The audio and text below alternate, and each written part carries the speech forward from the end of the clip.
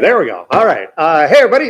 Today after school, we've got all kinds of great things going on. First, there's a girls volleyball match going on in the gym versus Orange High School. So I know we'll see you all there. It starts about 3:15, I do believe. And for those of you who need to make up a spring semester 9th grade English class, our bridge classes start today. 15-1 with Ms. Harnow. That should be on your schedule already. But if you need spring semester of 9th grade English, stop in and we'll get you added to that class.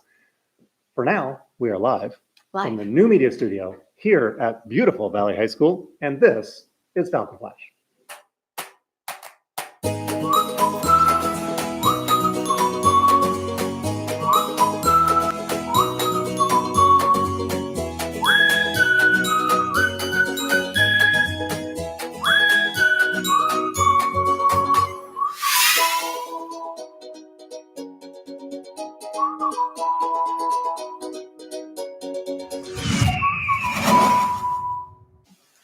And good morning, students and staff. Today is Tuesday, August 20th. It was on this day, August 20th in 1977, that's 42 years ago, that a NASA rocket launched Voyager 2, an unmanned spacecraft from Cape Canaveral, Florida. It was the first of two such crafts to be launched that year on a grand tour of the outer planets. organized to coincide with a rare alignment of Jupiter, Saturn, Uranus, and Neptune. Aboard Voyager 2 was a 12-inch copper phonograph record called Sounds of Earth.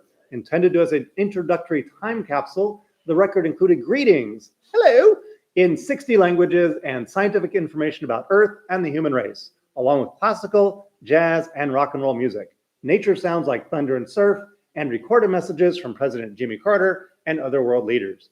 The record was sent with Voyager 2 and its twin craft Voyager 1, launched just 2 weeks later, in the faint hope that it might one day be discovered by extraterrestrial creatures. We dream big in this country. The record was sealed in an aluminum jacket that would keep it intact for 1 billion years. Wow, we think we are scientifically advanced. 1 billion years, that thing would be safe. Wow.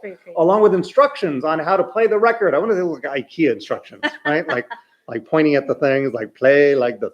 Anyway, it came with instructions and a cartridge and a needle provided, kind of like an old time record. More importantly, the 2 Voyager crafts were designed to explore the outer solar system and send information and photographs of the distant planets to Earth. Thanks to the Voyager program, NASA scientists gained wealth of information about the outer planets, including close-up photographs of Saturn's 7 rings, evidence of active geysers and volcanoes exploding on some of the 4 planets' 22 moons, winds of more than 1,500 miles per hour on Neptune, the measurements of the magnetic fields on Uranus and Neptune. The 2 crafts are expected to continue sending data. Yeah, they're not done yet, guys. Continue sending data until 2025 or until their plutonium-based power sources run out. After that, they will continue to sail on through the galaxy for millions of years to come, barring some unexpected collision. Ironically, if they collided with each other, that would be a disaster. But they went off in different directions, so probably won't happen. Let's find out more about this historic and amazing feat in American ingenuity.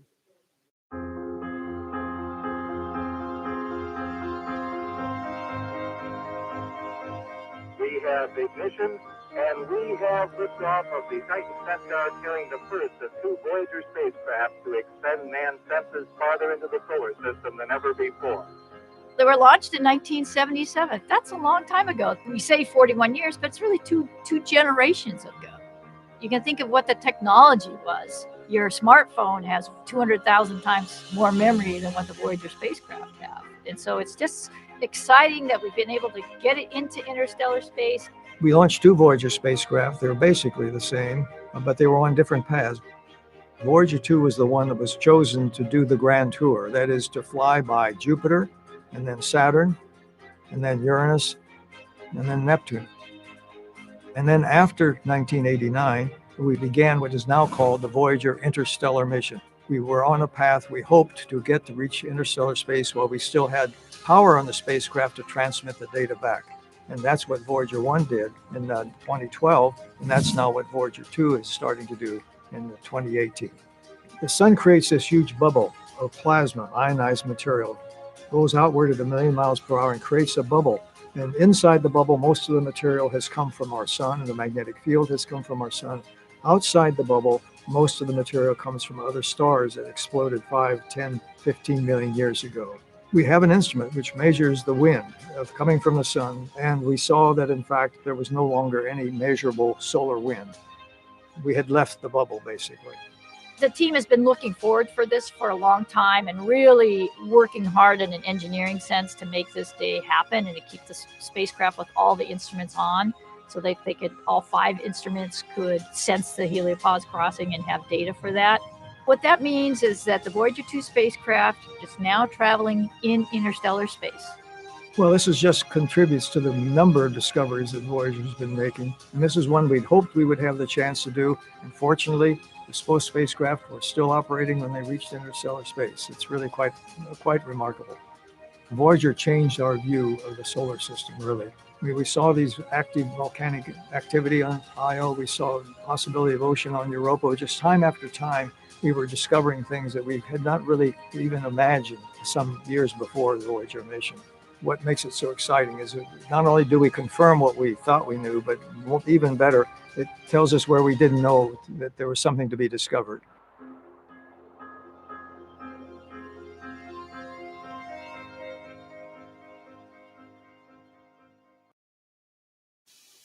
And that's your patriotic observance for today. And now here's today's Falcon Flash. Freshman interviews continue tomorrow, which is a late start for everyone not involved in the interviews, with school starting around 9:15 as it did today. Freshmen, you can continue to check your time and location for your interview in your Falcon Flash classroom. If you missed your interview today, please do show up tomorrow morning and we'll see if we can get you into an interview, and that'll help. That'll be great. Yeah, we like that would getting be freshmen to get through an interview. All right.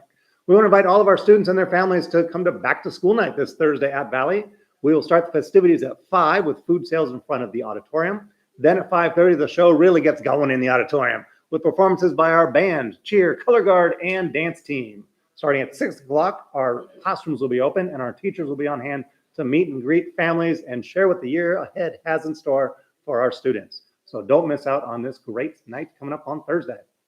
Bible Club meets today in room 10-1 at lunchtime. All are welcome, and there's a pizza lunch provided. Everybody who shows up. So come on by 10-1 for Bible Club. And here's Ms. Wu with some more stuff for you. Ms. Wu. Thank you, Mr. Rozema. I'm back today to help you with the value of being connected. First off, I want to add to the Falcon Flash. My Japanese Culture Club will be meeting today in room 4-9 during lunch. 4-9. Go get your lunch and then come over to 4-9 if you're interested in Japanese culture and whatnot. So we're going to get to know what we connected by knowing where we need to go to get what you need. First off, the activities office is located in 8-5. This is where students, parents, and staff pay for things that are sold at school. So you want to buy Valley attire? Come to 8-5. Need to get a school locker? Go to the activities office in 8-5. Need to get your PE clothes? Go to 8-5. Need to get your groove on at the next dance? Go to the activities office. Want to buy memories in the form of a yearbook? Go to 8-5. Throughout your time at Valley, you'll get to know the activities office and Ms. Sanchez, pictured here, quite well. So find out where activities is so you don't miss out on the great activities we do at Valley. Now, let's talk about the Valley counselors. Here is a picture of our awesome counselors. If you are unsure of who your counselor is, they are listed in your areas. Counselors are assigned by alphabetical order. We have Ms. Garcia Ortiz, who's in charge of A through COR. Mr. Guillen, who's in charge of CORS to HER. Ms. DeLulo, who's in charge of HES to MOR. Mr. Padilla, who's in charge of MOS to ROD. Mrs. Perez, who's in charge of ROE to Z. And last but not least, we have Ms. Gibbs, who is our amazing higher ed coordinator. You will know her so well by the time you get to senior year because she is the person that will have all the info about careers after high school, college, scholarships, and more. So why go to the counseling office? Well, the counseling office offers academic support, individual counseling, career and college guidance, support meeting graduation requirements, connections with agencies for social emotional learning support, educational goal setting. Their hours are between 7:30 and 3:30 and 8-3. To see your counselor, make sure you make an appointment through the Valley website. You can also see them in the morning, at lunch, or after school without an appointment. Students do need to wait for their counselor to call them, though, so don't try to get out of class. In addition, counselors offer information sessions for parents, college push sessions for students, academic review conferences with all students 2 times a year, and monitoring credit deficient and AP honor students for placement recommendations. So remember, go to activities for all money-related actions and see your counselors for academic-related situations. Stay connected, be successful. Now, back to Maria for more announcements. Hello, Falcons. Today's picture of the day was taken in Mr. Richardson's science class last week and shows students getting down to work right off the bat. Do you have tomorrow's picture of the day? Send it to Mr. Roselma, and we might be sharing it on campus on a future broadcast. Ms. Gibbs, over to you. The ACE mentorship program focuses on the fields of architecture, construction, and engineering by working with professional mentors from each of the ACE industry segments. The ACE program runs throughout the year, meeting every other Monday from 3:15 to 5:15 p.m. The first ACE meeting of the 2019-2020 school year will be this coming Monday, August 26th, at 3:15 p.m. in the Higher Ed Counseling Center, room 8-3. If you have an interest in the building trades, You want to find out what it takes to be an architect, or if you are interested in structural, civil, construction, electrical, or mechanical engineering, then ACE is the perfect program for you. Students who participate typically qualify for a scholarship at the end of their senior year, which is renewable for 4 years if you're pursuing a degree in college in an ACE field. All students who are interested should come to our introductory meeting on Monday to see if ACE is a good fit for you. Congratulations to our seniors who participated in the Project Self Summer Internship Program with the Orange County Bar Foundation. Armando Ventura, Vanessa Mora, Ariana Zavala, Kathy Vogue, Guadalupe Navarrete, Esmeralda Chavez, and Jose Piado. The internships were held at law offices in the Orange County area for 8 weeks, culminating in a recognition dinner at the Hilton in Costa Mesa. A special shout out to Armando Ventura, who was one of 13 students selected from all 54 participants to receive a $500 scholarship through the program. That's fantastic. Yeah, Mr. Rosemont. That's good stuff. I know, it's great Wow. stuff. Another year of ACE. Mhm. ACE is great. Here we go. And they're after school on Mondays in the counseling center, and the ACE students are having a great time all the time. Yeah, looking Good- forward good to stuff. it. Yeah. All right. In addition, after school today, to the two things we already mentioned, we do have some tryouts. So girls basketball is having their tryouts today on the outdoor basketball courts. That's today and tomorrow, I do believe. And boys soccer is up on the car fields. So stop up there today and tomorrow for tryouts. And I think we have the boys basketball. I know I'm going all off script Yeah, here. you're. So they don't know what to do Yeah, with those slides. I know. Stay on track. And boys basketball is today as well. I think that's outside.